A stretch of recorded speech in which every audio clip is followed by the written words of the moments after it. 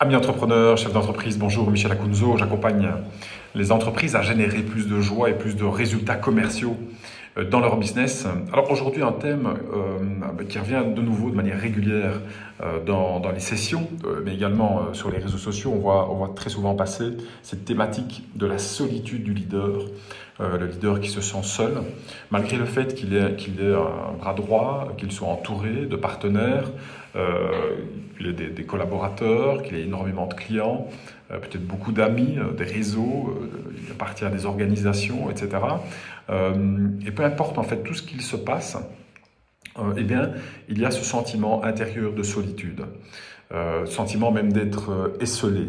J'ai envie de dire, ça va encore un peu plus loin que cette notion de solitude.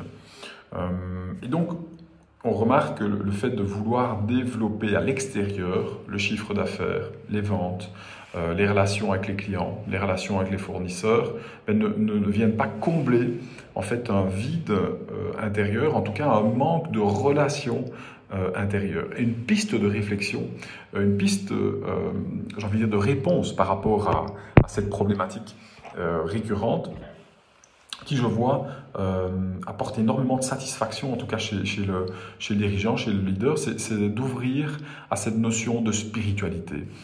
Qu'est-ce qu'on entend par la spiritualité?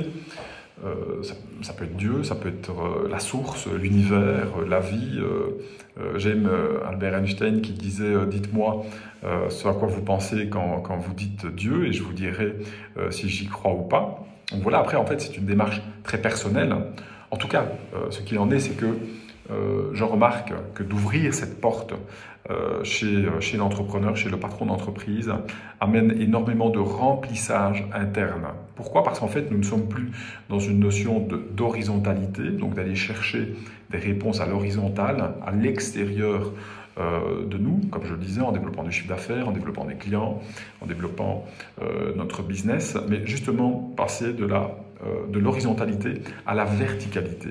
Donc d'aller chercher dans les profondeurs, dans les racines profondes et dans nos hauteurs, faire un lien entre les deux, et ensuite aller vers cette horizontalité. Donc passer de l'horizontalité vers la verticalité, puis retourner vers l'horizontalité. C'est un poste un peu mathématique aujourd'hui, mais voilà, c'est un thème qui revient de manière régulière, et je remarque, en tout cas, je le répète, que cet axe spirituel permet vraiment de trouver des réponses qui ensuite augmentent finalement notre énergie, augmentent notre sentiment de joie, augmentent notre sentiment de connexion intérieure et extérieure, et donc il y a un impact direct sur cette envie, cette hargne de développer notre business avec amour, car je rappelle, vendre, c'est partager l'amour qu'on a de ses produits.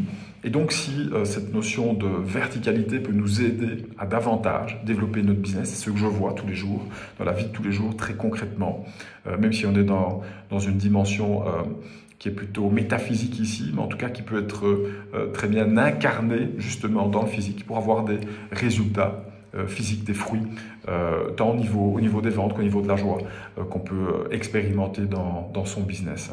Et donc, voilà pour cette voie quelque part, voilà pour cette entrée des éléments de réponse par rapport à ce thème qui est récurrent sur la solitude du leader. Je vous souhaite une excellente journée ou soirée par rapport à quand vous entendez ce post, et je vous dis à très vite. Bye bye.